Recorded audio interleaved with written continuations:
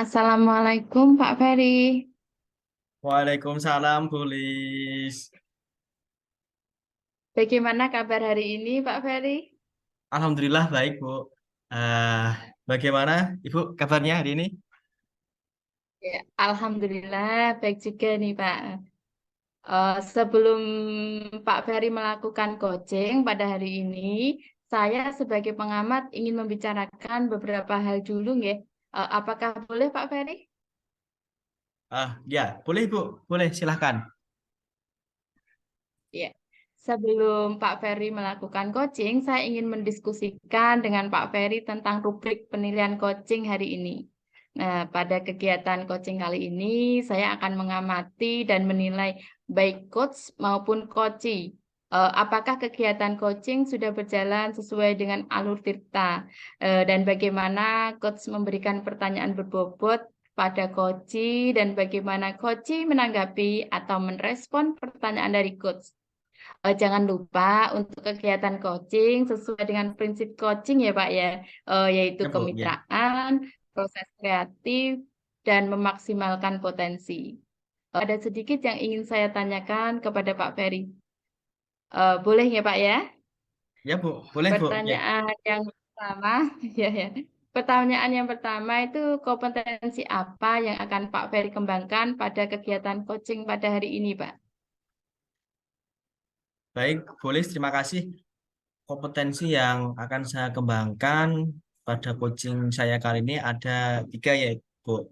Yang pertama, presence atau kehadiran penuh. Kemudian mendengarkan aktif dan memberikan pertanyaan yang berbobot.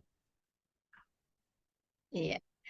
Pertanyaan selanjutnya ya Pak, pertanyaan kedua. Dari kegiatan kompetensi nanti, kompetensi manakah yang akan Pak Ferry kembangkan secara spesifik? Kompetensi yang ingin saya kembangkan secara spesifik yaitu mendengarkan aktif dan memberikan pertanyaan berbobot, tulis. Ya, berarti ada dua kompetensi ya Pak Ferry ya yang ingin dikembangkan Pak Ferry, yaitu mendengarkan aktif dan memberikan pertanyaan berbobot. Pak Oke, Ferry, ya Bu. pertanyaan Oke. terakhir nih. Apa kira-kira indikator ketercapaian dari tujuan pengembangan yang diinginkan? Saya ingin nanti ketika saya melakukan coaching itu, coachee dapat menemukan solusi dari permasalahan yang dia hadapi, Bu. Pak Ferry, terima kasih atas jawaban-jawabannya. Silahkan melakukan coaching sebaik-baiknya. Nanti setelah Pak Ferry melakukan coaching, kita ngobrol-ngobrol kembali ya Pak Ferry ya. Ya, siap, Bu. Oke. Selamat ya, selamat melakukan coaching Pak Ferry. Terima kasih, Bu Lis. Mohon izin melakukan coaching. Assalamualaikum, Bu Kuntari. Waalaikumsalam Mbak Ferry. Bu Kuntari, mohon maaf ini ya. Akhir-akhir ini saya perhatikan Bu Kuntari kok kelihatannya murung, kemudian tidak semangat seperti biasanya kan. Bu Kuntari biasanya selalu semangat, tapi akhir-akhir ini banyak menyendiri. Kemudian ah, apa apa sih Bu? Mungkin Ibu bisa berbagi dengan saya sebenarnya tuh ada apa begitu? Ya nih Pak Ferry, saya ini sebenarnya pengen ngobrol Pak, tapi bingung mau ngobrol dengan siapa ya Pak.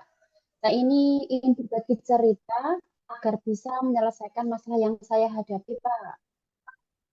Ya, baik Bu Kontari, semoga obrolan kita kali ini ke depan dapat memberikan ide-ide segar untuk Bu Kontari. Nah, ah, sekali lagi Bu, kalau boleh nih, kalau boleh tahu sebenarnya apa sih masalah yang sedang Ibu hadapi sekarang? Pak, sebelumnya saya mengucapkan terima kasih dulu ya pada Pak Ferry atas kesediaan waktunya hari ini. Jadi seperti ini Pak Fer, saya ini merasa bingung Pak. Harus bagaimana lagi ya cara menghadapi salah satu murid saya ini. anak saya itu tidak, murid saya itu tidak disiplin dalam mengerjakan tugas, baik tugas di rumah maupun tugas di sekolah, Pak. Begitu ya, Bu Kun ya. Ah, baik, Bu Kun. Ngomong-ngomong nih, dari percakapan kita atau diskusi kita yang kita lakukan secara tatap maya ini, ah, Ibu ingin mendapatkan apa dari diskusi kita kali ini? Dari diskusi kita kali ini, saya ingin mendapatkan solusi, Pak, untuk menghadapi siswa saya, supaya bisa dan siswa saya itu nanti terbiasa mengerjakan tugas secara disiplin, baik tugas sekolah maupun tugas di rumah, Pak. Oh, begitu ya, Bu. Baik, Bu. Semoga di percakapan kita kali ini mendapatkan solusi dari permasalahan yang terjadi pada siswa yang Ibu ceritakan tadi ya, Bu ya. Iya, Pak, semoga dari diskusi ini kita dapat memecahkan masalah tersebut ya, Pak ya. Ya, Bu. Tadi Ibu menyatakan kan ada satu murid nih, ada satu murid yang tidak disiplin dalam mengerjakan tugas. Nah, menurut Ibu sendiri, menurut Bu Kuntari sendiri nih ya, menurut Ibu itu murid yang tidak disiplin dalam mengerjakan tugas tuh yang bagaimana ya, Bu ya? Nah, ini begini Pak, salah satu murid saya itu kalau diberi tugas sekolah, dia tidak pernah mengerjakan Pak. Kadangkala kalau dia itu mau mengerjakan, itu pun hanya satu atau beberapa soal yang saya berikan. Kadang-kadang jawabannya juga asal-asalan, kadang juga tidak nyambung jawabannya itu. Nah, setiap saya selesai menjelaskan, saya padahal selalu bertanya pada anak-anak, apakah materi saya belum jelas atau mungkin membingungkan. Nah, semua anak ini pasti menjawab tidak. Nah, tapi saat mengerjakan, dia menjawab asal-asalan. Kadang tidak dikerjakan. Saya mengerjakan tugas untuk selalu bertanya. Nah, selain itu, saya juga kalau ada PR yang sekiranya sulit atau belum jelas, saya juga meminta anak tersebut untuk WA pada saya, Pak. Tapi tetap saja dia tidak mengerjakan dengan alasan lupa atau kadang alasannya juga ketiduran, Pak. Lupa ya, Bu ya. Eh, Iya. Jawabannya lupa begitu, Bu. Oke. Baik. Sesuai dari pernyataan Ibu tadi kan ada murid yang tidak disiplin itu yang tidak mengerjakan tugas, baik itu tugas sekolah maupun tugas di rumah. Selain itu, murid itu juga mengerjakan soal yang asal-asalan dan bahkan tidak selesai, Bu ya.